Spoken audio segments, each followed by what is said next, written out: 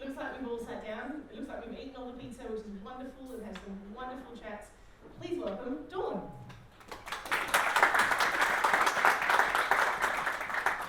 Hi. So I was supposed to come here today to talk to everyone about accessibility.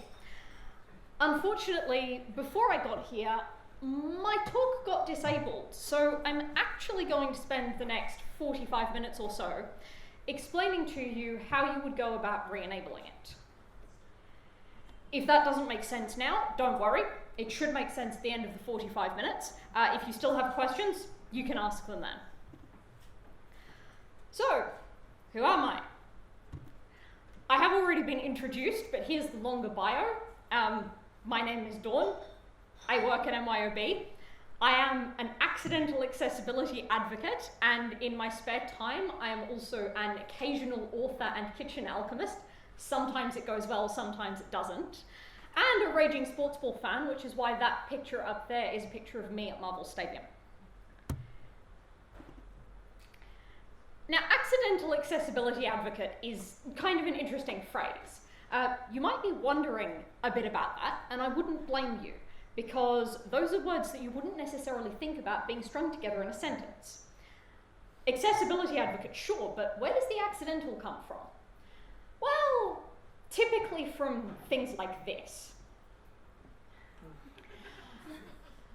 Perhaps not particularly useful when your accessible bathroom is up a set of stairs, particularly given that the universal wheelchair symbol does actually have something that symbolizes a wheel in it. So before we get into the meat of this talk, we should probably define a couple of terms. First of all, disability, which is a continuing condition which restricts everyday activities. That's the legal definition that's used in Australia, the continuing being a condition that's expected to last for 6 months or more. Restricting everyday activities, I think, is fairly self-explanatory. And accessibility is not just a term about disability. Basically, in a nutshell, it's the degree to which a thing or activity or something can be done by everyone. So something could be accessible or inaccessible, but something might be accessible to blind people but not to deaf people. It might be accessible to white people but not to black people. It might be accessible to men but not to women. There are a lot of different ways that you can break down accessibility, and saying that something is accessible doesn't mean that it's accessible for everyone. It's a very nuanced term. Now, this is where we get political for a minute, so please forgive me. There are briefly two ways that you can consider disability. There's the medical model and the social model. The medical model effectively holds that disability is a problem. It's something to be cured, it's something to be solved. As you can see, we've got our doctor there comforting the patient in a wheelchair. On the other hand, the social model holds that it's not actually disability that's the problem. It's the fact that disability makes things inaccessible for people, in that our society is not really designed for disabled people. So it's not disability then that's the problem, but accessibility. And when the social model goes well, you get things like this. We've got our wheelchair users here playing wheelchair sports who will look quite happy with that. And they're able to do that because we have adapted things to them. We've set it up so that rather than considering their disability a problem and something to cure, we've set it up so that they can get involved with things. We've adapted activities, we've made them accessible. And the medical model has its values. I wouldn't want to dismiss it entirely, but for the purposes of this talk, we're basically going to be talking about things in terms of the social model of disability. Let's define a couple more terms before we keep going. Accessible design is basically about building a world that everyone can navigate and use. And as I said before, that's not just about disability. If you have an AI that doesn't recognize black people's faces, that's not an especially accessible piece of design. An adaptive technology are tools that disabled people use to improve access. Now that can be very low tech. This, my walking stick, is a piece of adaptive technology. Other pieces of adaptive technology might be alternative and augmentative communication that people who are unable to speak might use. Wheelchairs are a form of adaptive technology. So adaptive technology, there are a lot of different things that encompass that term, but it's something that when you're designing for accessibility, you're going to run into a lot. And if you're here, I feel pretty safe in saying that this is part of your job. Accessibility is something that we should do from the ground up. It's something that if you integrate the concept of accessible design into everything you do, then you don't have to worry then about the things that you build. But if you don't think about it, then people can't use what you built. And accessible design typically is good design. What do I mean by this? Namely that if you follow the principles of good design, then the things that you build are more likely than not to be accessible. The better your design principles are, the less work you're going to have to do to make the things that you design accessible to everyone. This is an example of bad design. This is ungren.net, and I didn't have to look very hard to find this. It's actually on quite a number of top 10 worst websites ever lists. We've got, as you can see, a lot of different colors, not particularly much structure, a bunch of pictures with not really much information about what they mean. Maybe it would make more sense if you spoke Norwegian, but it's still not really ideal in terms of the way that we design things. And unsurprisingly, it's not accessible. You cannot get around it with keyboard navigation. It's very hard to get around if you're colorblind. There are a lot of issues with accessibility with this website that become very obvious because it's badly designed in the first place. And then there's distinctive design. This is Ling's Cars. It may or may not surprise you to learn that this is actually one of the most successful car leasing businesses in the UK. And Ling, the titular owner, has very much built a brand around this distinctive website. Now there's a lot of flashing text. That tongue is animated, the stop sign is animated, Ling's face in the top left-hand corner is animated. And my favourite, which I couldn't actually get into the screenshot, is the animated GIF of Boris Johnson just below the YouTube video describing the Boris Brexit guarantee. Now, Ling's Cars is distinctive, it's built a brand, and it's accessible in some aspects but not in others. A lot of the pictures do not have alt text, so someone tabbing around does not actually know what those pictures are if they can't see them. The menu is relatively accessible, but it's not great. It doesn't scale well. So there are a lot of issues with the site that you kind of have to consider, that when you're building a distinctive brand, something that's a bit out of the norm, you may have to go to a little bit of extra trouble to make things accessible. Now, if we want to talk about good design, here's a website that probably everyone here uses on a fairly regular basis, and that is GitHub. Now, GitHub is not perfect. GitHub is not perfectly accessible, but GitHub is a very good baseline to look at in terms of accessibility. One of the things that they do that is really good for both accessibility and general design is that top bar. The 4 pieces of information there are not home, contents, help. It's pull requests, issues, marketplace, explore. And that's because if you're going around GitHub, those are probably going to be the 4 places that you're most commonly going to go to. It scales very well. It doesn't use color as a sole way to convey information anywhere. You can always, even with that color strip that tells you what language it is, you can mouse over and get a tooltip that will actually give you that in text. And this is actually the repository for NVDA, which is a free open source screen reader for Windows. And the reason that they use GitHub is because it's really accessible to screen reader users if they want to submit a bug with the software or raise a new feature request.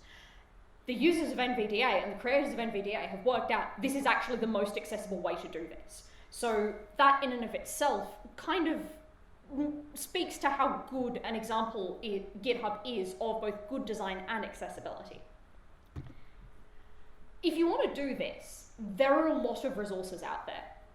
The Web Content Accessibility Guidelines are kind of the baseline that everyone goes by. And the Accessibility Project built an accessibility checklist off that, which is a simpler, easier to understand way that you can go through and work out, does your website actually meet these guidelines? And if we've got any DevOps people in the room, that can actually be automated into your build pipelines. The Axe Accessibility Checker is the one that I've used because it's one of the ones that's been around the longest. But there are a number of open source projects that will allow you to automate as much of the accessibility guidelines as possible. And you can even integrate them into your build pipeline, and they will tell you when things that you're doing fail the web content accessibility guidelines checks. If you're looking at some more specific examples, colorblindness is one of the big ones, because that's about 5% of the population have some form of colorblindness. And so you've got the web page filter, you've got the image filter. The one that I really like is the Color Oracle desktop filter, because that's a piece of software that you can install on your desktop and just select it, and it will give you all of the different types of color blindness, including blue color blindness and monochrome vision, which are fairly uncommon. And if you want to test how accessible your site is with a screen reader, the Paciello group put together a list of basic screen reader commands, which will allow you to install any of the commonly used screen readers, NVDA, JAWS, VoiceOver, there are a couple of others, and go through your website using those instructions, which is something that I absolutely recommend you do. Guidelines are great. Unfortunately, when we're dealing with accessibility, one of the issues is that guidelines don't actually tell the whole story. I mentioned the web content accessibility guidelines earlier. One of the things that really irritates me about them is that they don't cover all accessibility requirements, namely, one that I actually need, minimum font size on a web page. They have recommendations about how big font should be, but and they say that it should be zoomed up. You should be able to zoom it up to 200 times, but if you're giving me a 6-point font and then telling me to zoom that up to 200 times, 200 times 6 point is still pretty small. So you need to be wary of what if someone has accessibility requirements that the guidelines don't cover? What if different groups of people have clashing requirements? And vision impairments is a good one to talk about here, because some people with different vision impairments can have requirements for things that clash with each other. Some people with vision impairments need to use light modes. Some people with vision impairments need to use high contrast modes, which tend to be dark modes, and that can depend on if you have issues with the amount of light that your eyes let in.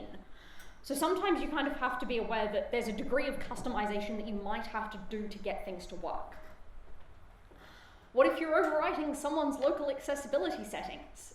This happens depressingly frequently, that you'll look around and you'll see blog posts or comments, or people have called call centers and said, hey, I've installed your software on my desktop and I use high contrast mode and your software's overwriting it. It won't let me actually see things in high contrast mode. So it's worth clicking around the accessibility requirements and checking to make sure that you're not actually overwriting anyone's settings. What if the guidelines are misleading? There are a couple of interesting cases for this, and one of them is the contrast requirement that you get in the web content accessibility guidelines. Because if you have a light blue button on a white background with black text, that's going to pass the guidelines, but it's still very, very difficult to see. On the other hand, if you put white text on your light blue button, that's going to fail the guidelines, but is going to be much easier to see. Someone actually did a study of this, looking at light blue and light orange buttons with both colorblind and non-colorblind users, and found that if those buttons were on a white background, despite the fact that they would fail the content checkers, it was actually better off to have white text because people usually couldn't see the black text. So you need to be aware of those kinds of edge cases when you're developing for this sort of thing. What if the guidelines priorities are wrong for your use case? If you have a website with lots of deaf users and you're using something like the web content accessibility guidelines, which tends to be more focused towards keyboard users, screen readers, and blind users, that might not actually be the best use case. So if you know that you're building a website that's going to cater to one particular type of disability, or you do focus testing and you discover that you've got a lot of users with one type of disability, it's worth going out and looking to see whether you can find a guideline that's actually specifically designed for those kinds of users. What if the guidelines only cover good, not better? I'm sure that just about everyone here has heard of the 80-20 principle, and the guidelines will cover 80% of the use cases that you come up against. But that other 20% are going to come through your call centers. They're going to come through people complaining in blog posts and on forums. And those are the 20% that you're going to have to put a lot of work into. So it's good to be aware that while the guidelines are a starting point, they're not actually going to tell you everything that you need to know. So with all of that in mind, how does design go wrong? This is Atlassian Confluence. I'm fairly sure that most people here will have, yeah, there's a few laughs in the audience. I'm sure that most people here have heard of Confluence. It's a piece of software, for anyone who hasn't heard of it, that allows you to set up documentation and share it around an organization. And this is a fairly standard view of what a Confluence space, which is like a group's documentation, will look like. And if you want to create a new space or a new document in that space, you go through, you look at this dialog, you click a button, you create a web page that looks something like this. Looks fine, right? Let's go back and have another look at that. Despite the fact that this web page was created in my space, and you can tell because my name's up there, the page itself was actually created by someone called Matthew Gregory.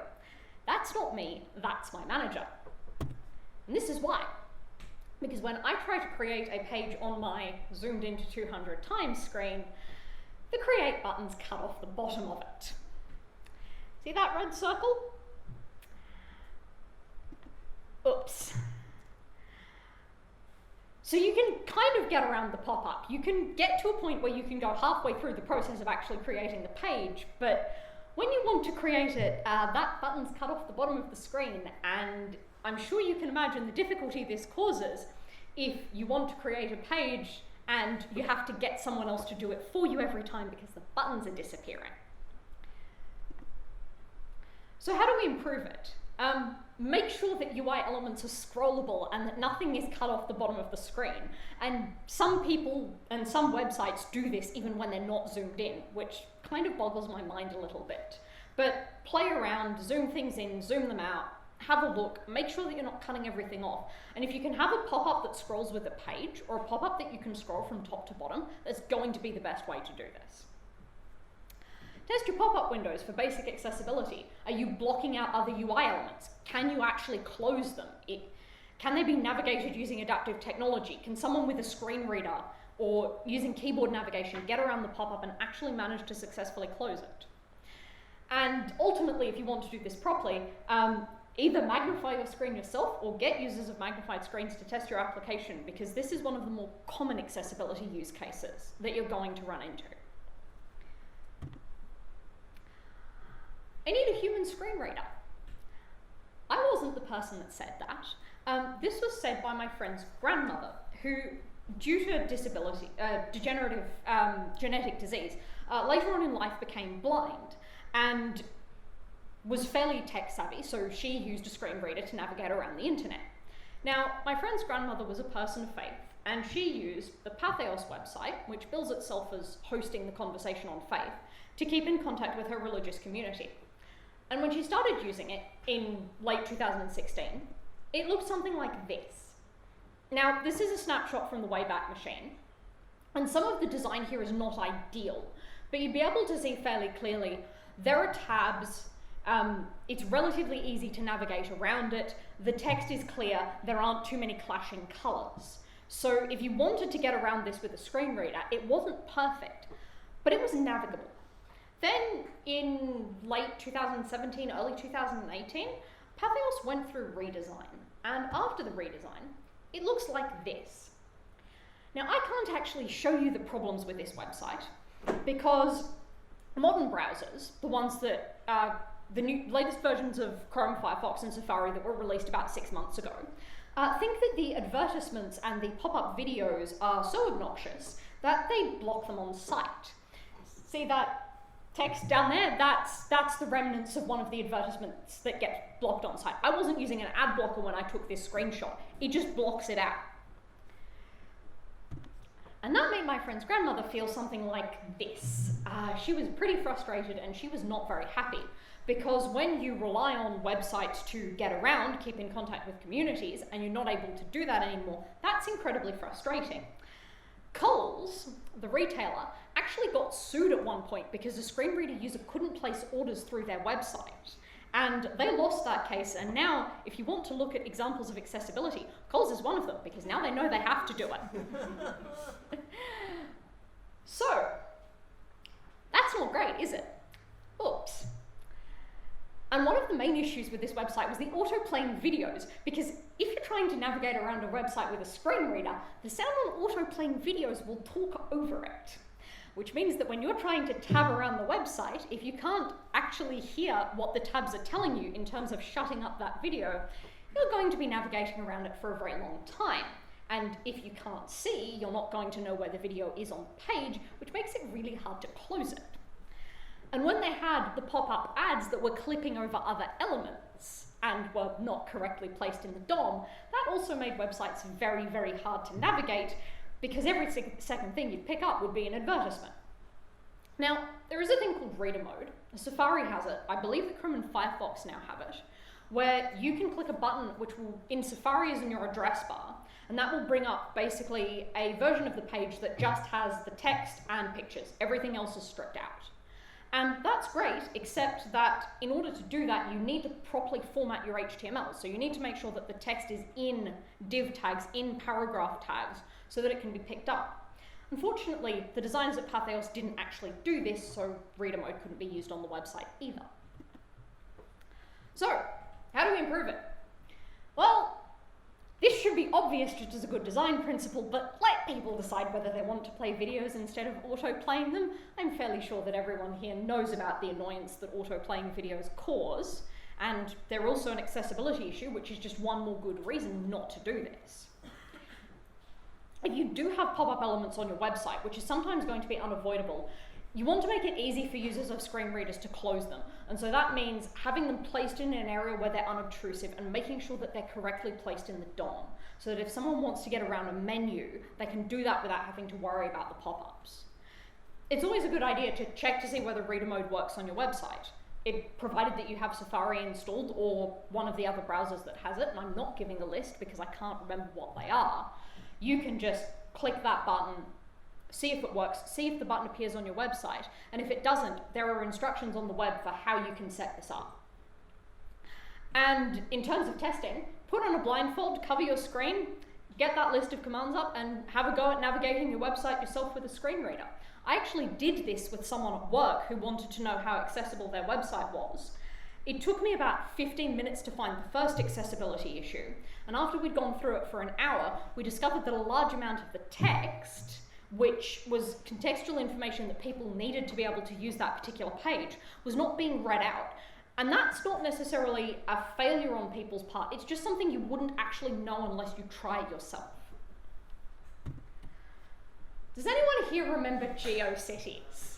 Yeah, smiles and nods. There are a few people in the audience who are old enough to remember GeoCities. For anyone who's not old enough to remember GeoCities, websites that were created with GeoCities tended to look something like this. Now, I don't actually know what any of this says because it's in Thai, but we've got the classic clashing colours, animated penguin, text that doesn't really go anywhere. All it's missing is a few dancing elements. Now, GeoCities is actually dead. It was owned by Yahoo and they killed it off, I believe, in March of 2019. Unfortunately, there are still a few people out there from the GeoCities era who think that some of the quirkier elements of GeoCities design are a good thing to use in their corporate websites, which is basically the equivalent of taking your fancy corporate website, we're very amazing and we will show you why, and putting a nyan cat on it. I have a friend who has photosensitive epilepsy, and she had something of an encounter with one of these enterprising designers who works for a company that shall remain unnamed. He had decided that in order to spruce up their corporate website, he was going to redesign the homepage, and as part of that redesign, he turned about 2/3 of the homepage into a giant strobing pink element. My friend, who has photosensitive epilepsy, heard about the company, went to check it out, and had a seizure, which resulted in a phone call that I think the designer probably didn't want to have. Oops. The thing about photosensitive epilepsy is that if you've ever seen old video games and some new video games that have a warning on the back of them that says this game contains flashing and strobing effects, please be aware of it if you're sensitive to that, that's generally for the benefit of people with photosensitive epilepsy, because flashing, flickering, and strobing effects are a major cause of seizures. Now, photosensitive epilepsy itself is a spectrum from mild to severe. So my friend, obviously being on the more severe end of the spectrum, does run into these issues more frequently than she would like. But in this case, because the giant strobing element was saturated pink, which is one of the most likely colours to trigger seizures, perhaps that could have been designed a bit better. So how do we improve it? Well, the obvious thing here is if you can possibly avoid it, don't use flashing, flickering, strobing type effects on your websites. Even for people who don't have photosensitive epilepsy, there are a lot of people that are sensitive to this, so it's generally better not to do it if you can avoid it. If you do need to, you want to make sure that they're low contrast. So if you have, say, a dark green and a dark blue, where there's not a lot of contrast between those two colours, that's going to be a lot better for someone with photosensitive epilepsy than flashing between bright red and white, or flashing between bright red and bright green. And try and limit the size. So don't do the thing of let's have a top banner that's, you know, bright pink and strobing. That's where you're going to run into a lot of those issues. And don't use saturated reds and pinks if you can. Even if it's your brand colours, you can probably tone it down a little bit. You can use alternative brand colours. You can use slightly lighter versions of the colours, which will help a little bit. And if you need to, and you want to do this very well, you can give people the option to disable flashing effects and animations on your website entirely. And that's not just beneficial for people with photosensitive epilepsy, that can also save everyone else time. Now, there is actually a reasonable amount of precedent for disabled people being involved in integrated sports. Reto Ildikó, the Hungarian fencer, won several medals at the Olympics. Whitley Loper, the American trap shooter, also competed in the Olympics. And more recently, Shaquem Griffin went through college football and now competes in the Americans' NFL, the National Football League, for the Seattle Seahawks. There are also more modern versions of sports, and I'm sure that some of the people in the audience would have heard about esports, which is what this case study is about, specifically League of Legends. Now, League of Legends, for those who aren't aware of it, is basically a team game where you have teams of 5 people who aim to defeat the other team. And people can pick different champions with different abilities. And one of those champions is Tahm Kench, the titular Catfish. Now, when he was first introduced, he had a mechanic that no other characters in this game had, which was called grey health. And this is where we find out how many colourblind people are in the audience tonight. Because anyone who's not colourblind will be able to see that to the right-hand side of those bars, there's a little area that's kind of very light red and very light green. Now, the rest of that bar is grey health, which basically indicates that this character is currently unkillable. But if you run a colourblind filter over that, that's not so clear. And unfortunately for Riot Games, the creator of League of Legends, that resulted in this tweet from a professional player. If you didn't know, I'm colourblind, along with 2 other members of my team. All 3 of us can't see what health he's at in colourblind mode. He, of course, here being Tahm Kench. What this meant was that they never knew whether the opposing player was about to die or not, which made it very difficult to actually play the game and do their job. Oops. Colour blindness is actually one of the more common things that you'll run into when you're dealing with accessibility, because about 5% of the population, mostly men, are colourblind, and most colourblind people can't tell the difference between red and green. If you can't see a colour, it will generally look grey or black, as you saw in the previous slide. There are also other forms of colour blindness. You can be blue colourblind, and you can have no colour vision at all. But generally the most common use cases are red and green, which is not great when we indicate good with green and bad with red. But colourblind people will use contrast to tell the difference between colours they can't see.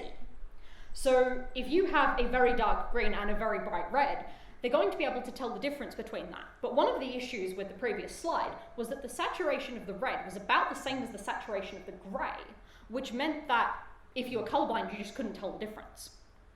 Now, some people will use icons to indicate information without using only colour, and that's good, but if you're going to do that, you should make sure that the icons are unambiguous. I have actually seen a colorblind mode where the three icons were a square, a rounded rectangle, and a circle, which is not as good as if you had, say, a heart, a star, and a lightning bolt, which would clearly indicate what those things are doing. So how do we improve it? Well, first of all, use a contrast checker to ensure that elements will be viewable. And again, that doesn't just help colorblind people, that helps a whole lot of other people as well. And if you do have a colorblind mode for your website, you want to try and put colorblindness filters over it beforehand. They're not going to be perfect, but they'll give you some idea of what it will look like from the perspective of a colorblind person. Even better, if you've got colorblind people in your office, in your testing pool, get them to come over and test it. This is also something that I have recommended that people do. And when you develop software, if you're going to have colorblind modes, it's worth having modes for blue color blindness and achromatopsia, which is for people with no color vision at all.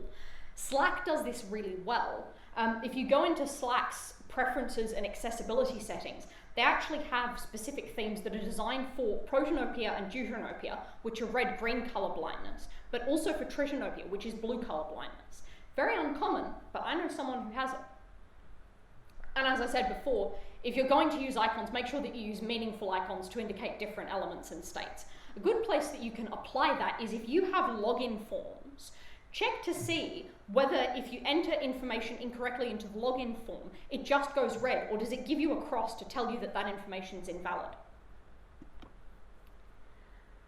Hacking an artificial pancreas. That's a sentence that has two meanings, because we could be talking about hacking together an artificial pancreas, or we could be talking about hacking into an artificial pancreas. Diabetics, in more recent years, have started to use something called an insulin pump. Basically what you can do with an insulin pump is you hook it up, and then rather than having to inject yourself with insulin regularly, it will do all of that for you. It manages it for you. It makes things a lot easier. And this here is a MiniMed insulin pump, which is made by Medtronic, who are one of the biggest medical device manufacturers for diabetic medical equipment in the world. Now, this line of MiniMed insulin pumps had a really interesting security flaw. And the effect of that was that a number of diabetics started hunting them down to hack together an artificial pancreas. Because another recent invention is the constant blood glucose monitor, which is placed about 1 centimetre below the skin and releases information through Bluetooth connection. Now, what some enterprising people worked out is that because these MiniMed insulin pumps had a security flaw which would allow you to hook them up to any common radio frequency, you could hook them up to your blood glucose monitor and you could effectively hack an artificial pancreas, so when your blood glucose dropped, the insulin pump would release insulin for you. Now that's really clever. The problem with that is that if something is discoverable on all common radio frequencies, it's also going to be somewhat vulnerable to hacker attacks. And that resulted in headlines like this, because when the FDA issued their new alert on Medtronic insulin pump security, they just discovered that not only could you hack into these insulin pumps with phones, you could also hack into them with basically all TV remotes. Not ideal.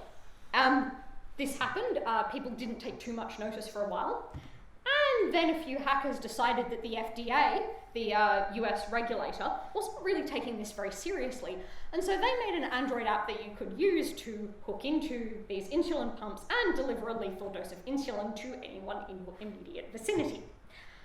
Not great. Which then resulted in Medtronic recalling the vulnerable MiniMed insulin pumps. Oh dear. And this is why accessibility is not just about good design, because security on medical devices can be an accessibility issue. And if you've got people's health data, you're going to have to comply with regulation. It's really important that you make sure that medical devices are secure. It's somewhat compounded by the fact that if you're regulated by an external organization like the FDA in the US, they may not actually tell you about these issues quickly, or tell you about them at all. It took quite a bit of pressure for the FDA to actually convince Medtronic to recall these insulin pumps, but you may not get that information through your regulator. Maybe something that you need to be on the lookout for constantly. And it's fairly important because if you're making medical devices, you hold people's lives in your hands. I did not think that I would ever be giving a talk where I would be talking about people creating an app that you could use to kill people, but here I am. So how do we improve it? Well, I guess you just do good security in general, in that you want to consider the possible attack vectors, and if you possibly can, have people come in and conduct penetration testing before your device goes to market. Because generally, any pen testers that you have come in will have a fairly good idea of the security landscape. They're going to know where your vulnerabilities are more likely than you are. So you do want to have external people come in when you're devising medical devices, have them conduct pen testing. If people do raise security vulnerabilities, make sure that you respond promptly. Medtronic, if they'd been keeping their fingers on the pulse of the news, would have actually known that they had the security vulnerability when people started buying up these insulin pumps to hack together artificial pancreases. And the really sad bit about this is that unintended uses can actually be a business opportunity. Because if Medtronic had seen those headlines and had seen people talking about this and had gone, hey, that's great, maybe not everyone can hack this together, but we're going to create a device that will do this for you, it would have sold like hotcakes, and it would have opened up that sort of functionality to people who might not have been tech savvy enough to do it themselves. Medtronic are working on such a device. As of the time of speaking, it has not yet come out. It's been about 5 years, and I imagine that if they had been able to do it before now, there would have been a huge market for it.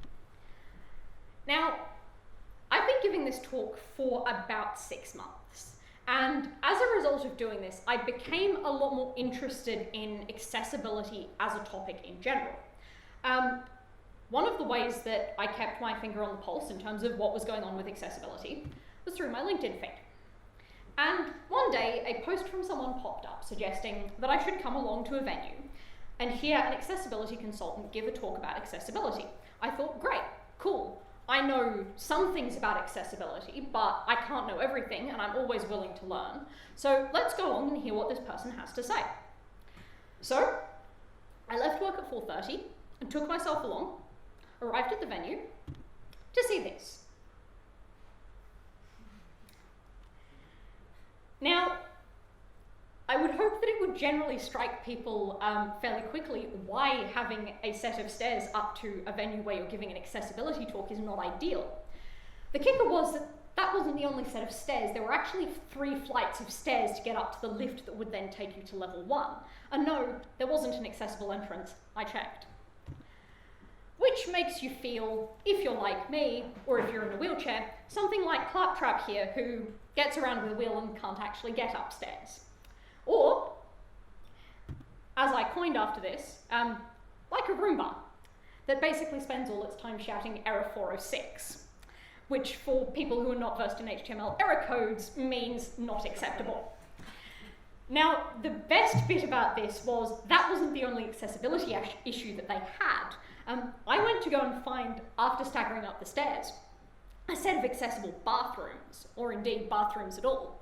And I discovered that not only were there no accessible bathrooms in the building, the only bathrooms that were in the building were down the fire escape, which was another 3 flights of stairs. I don't really think that I need to explain the irony here. So how do we improve it? Well, make sure that your venues are wheelchair accessible and have disabled bathrooms. If your venues are not wheelchair accessible and do not have disabled bathrooms, people will not show up to them. So if you're organising a meetup, it's something worth considering. How, if we had a wheelchair user want to come, or we had a disabled person want to come, how would we let them in? If you want to go a bit more complex and cater to some invisible disabilities, you can look at providing things like quiet spaces and make sure that you provide adaptive technology. People with hearing aids will generally tend to use hearing loops at places like train stations and other theatre venues. If you have a hearing loop, make sure that you get your head around the technology and you can hook it up. I actually have a friend who uses hearing aids and did not know that hearing loops were a thing, and discovered that hearing loops were a thing, and called me one day, and she was very pleased because she could suddenly hear the announcements at the train station after 5 years.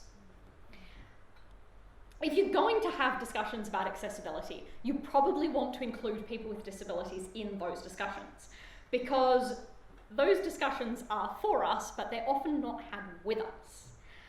And a good litmus test is to ask yourself, who's not in the room and why aren't they here? If everyone in the room has the same skin colour, why is that? If we have no disabled people in the room, why is that? Are there things that we could be doing to make it more inclusive? Have we set up barriers that we could pull down?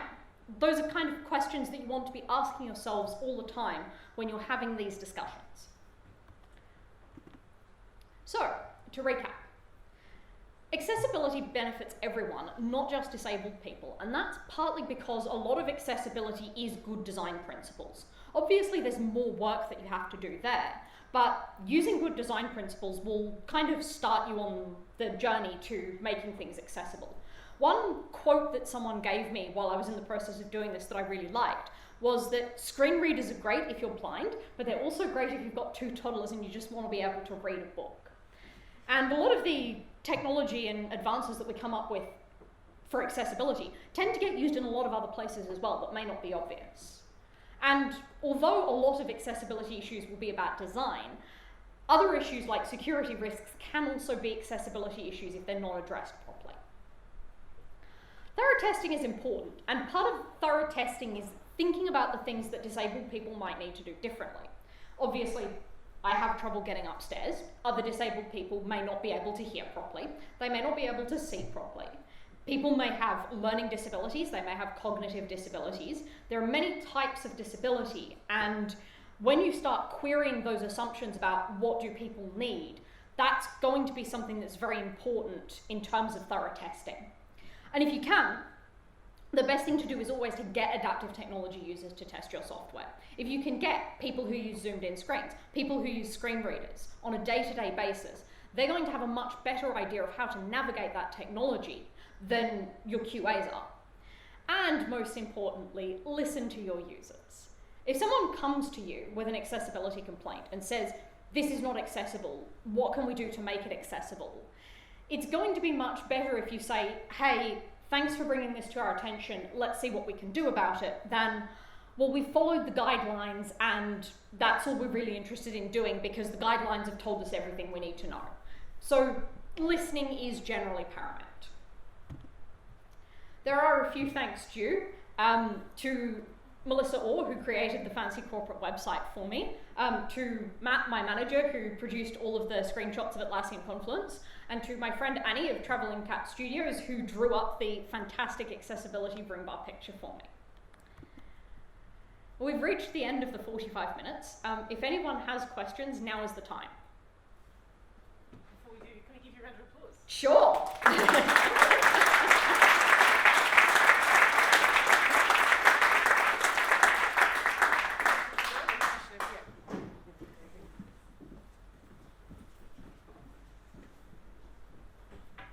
I've recently been trying to understand some accessibility stuff building a desktop application, and using a Mac, I tried to actually use what's called VoiceOver to see how a computer works, and I felt completely clueless how anybody actually managed to achieve something using this technology.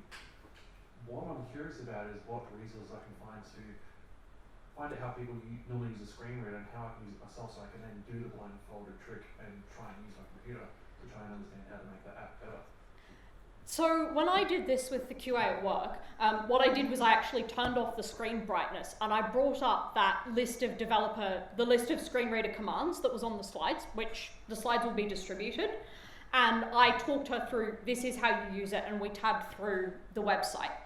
If you can as well, see if you can reach out to organisations like Vision Australia, or see if people know people who use this software in their day-to-day lives, and get those people in, pay them for their time, treat them as a resource and learn whatever you can from them. There's a lot of stuff on the internet and you can learn it to a degree, but there's no substitute. Even me, and I have a reasonable understanding of accessibility because I talk to a lot of other disabled people as well. Even I'm not a substitute for someone who uses that software day to day. And if you want to really learn about it, you need to learn from those people.